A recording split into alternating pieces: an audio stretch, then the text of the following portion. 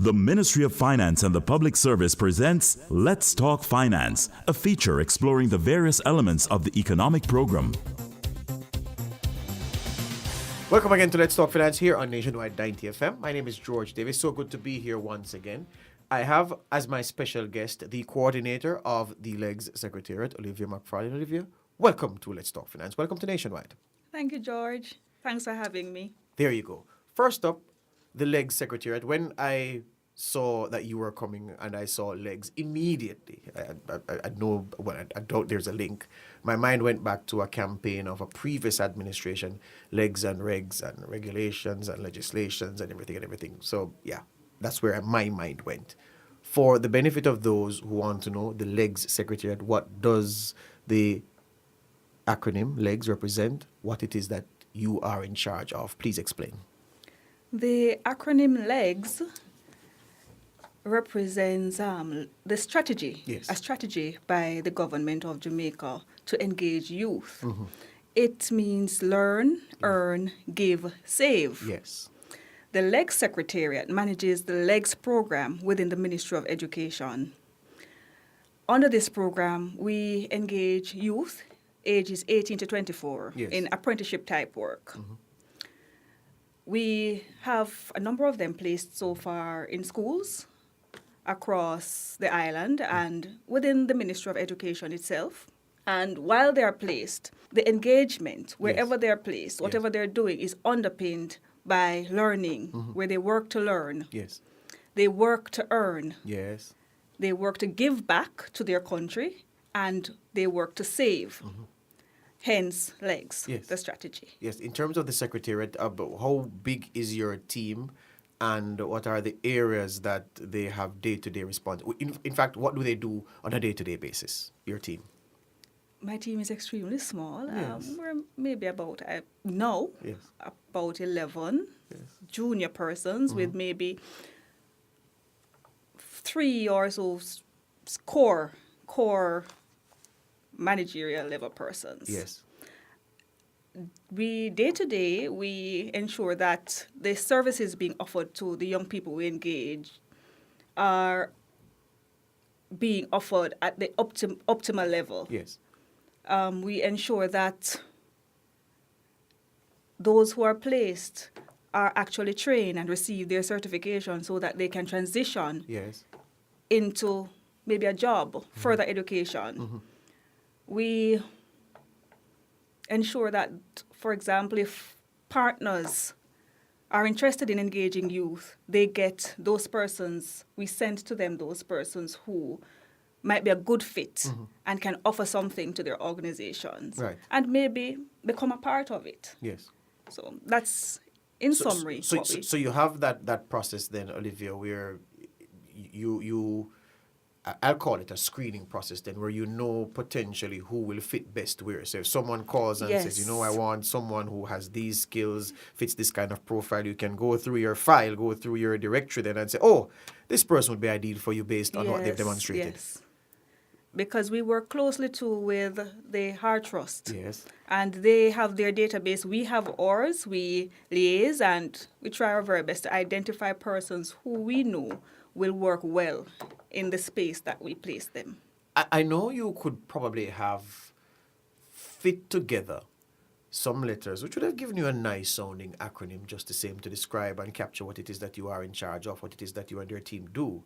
But learn, earn, give, save. Just give me a little bit more.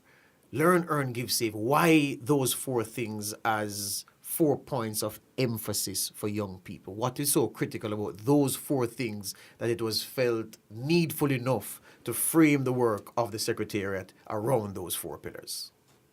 Well, George, we know the importance of skills. Yes. We know that there's a shortage of skilled persons here. We also know we have a large group of unattached youth out there. Best fit, why not link the needed skills to these unattached youth? Hence learning. We place them in apprenticeship and they learn while they're there on the job. They get certification and can move on. They no longer go back to being unattached. Earning. of course, they must know the value of earning a salary. Because once they understand that, it is very, and can appreciate that, it is very unlikely that they will not want to earn. It's unlikely that they will go back to being unattached. To not earn and to not And earning. to not earning. And not to interrupt your train of thought, Olivia, but you say earn a salary. Sometimes, given the attachment, they can earn a stipend and Yes. turn a stipend into a wage, turn a wage into a salary, and Right. there you go. Perfect. Yeah. And let me clarify that. It is a stipend that they get There you go. on the program, but at least they know now. They can value Yeah. having money that they worked for. Yeah. One man's stipend is another man's salary, so Precisely. nothing is wrong with calling it a salary. With giving back, Yes. it is also important that these young persons know what it is like to give back to their country, developing that sense of civic responsibility, loving Jamaica, just wanting to do for Jamaica. And so that is important. That's a core Yes. of the program. Yes. And of course, financially, they need to learn how to save. Yes.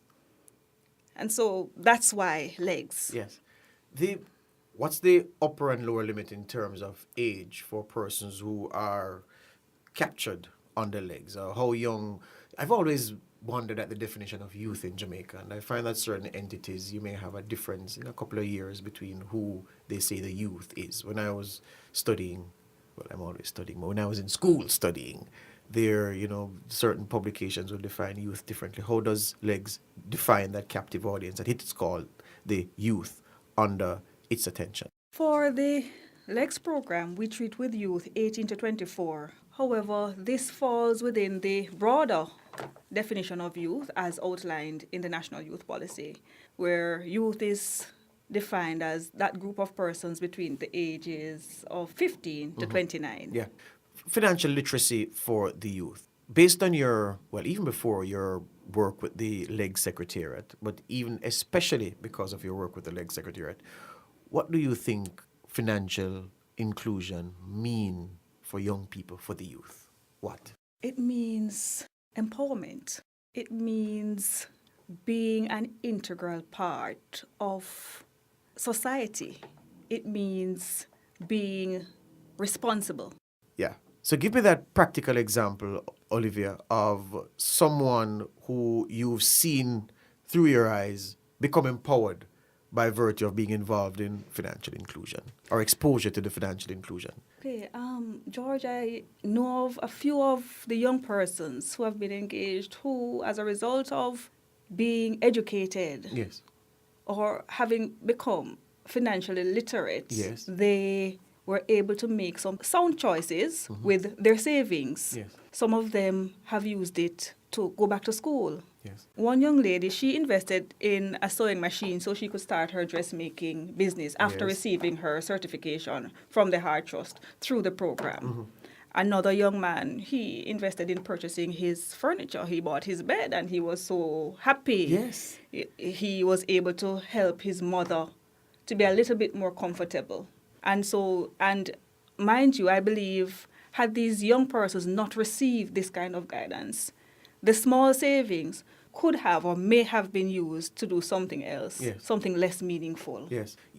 When people think about the overall financial inclusion strategy and the work of the Leg Secretariat and how everything links, some people may just be looking right in front of them and not looking beyond the picture right in front of their eyes. Because based on what you said, and I'm stretching from that, many young people would not have become the entrepreneurs they are now without the benefit of learning through legs and the financial inclusion mixed into that and the financial literacy that comes with all that, and now realizing that, I can now plot a way to owning my own business, however small, by virtue of the benefits under this program.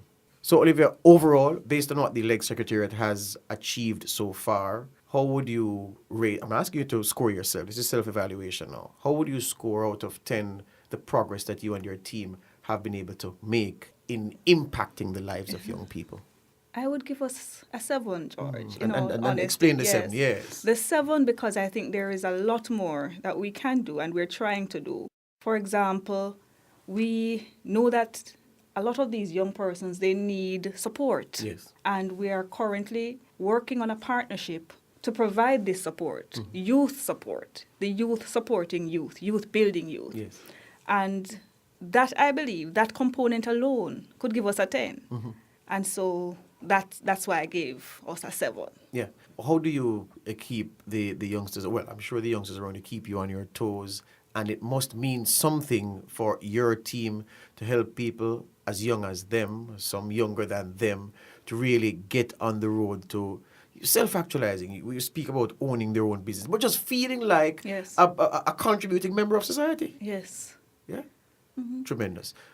Well, Olivia, I want to say that every segment is a key piece of the overall pie. Vision 2030 won't be accomplished by us just sitting and looking and asking the government, what are you doing? We have to Precisely, help the young George. people. The leg secretariat is an Yes. important entity, and I wish you all the best in your endeavors with you and your team. You say the team are 11 members strong? 11 so far. There you go. You say it's a small secretariat. That's a big secretariat. And you can give me a job next week. All All right. right. Thank you for coming Or here maybe you today. could volunteer. Maybe I could volunteer. Yes, maybe I could volunteer. I'll come on secondment from my employer. There you go. Lovely. There you go. I'm making a public plea to be allowed to go. All right. Thank you very much, Olivia McFarlane. All the best to you. And do come again. Thank you, George. Good. That was Let's Talk Finance, brought to you by the Ministry of Finance and the Public Service.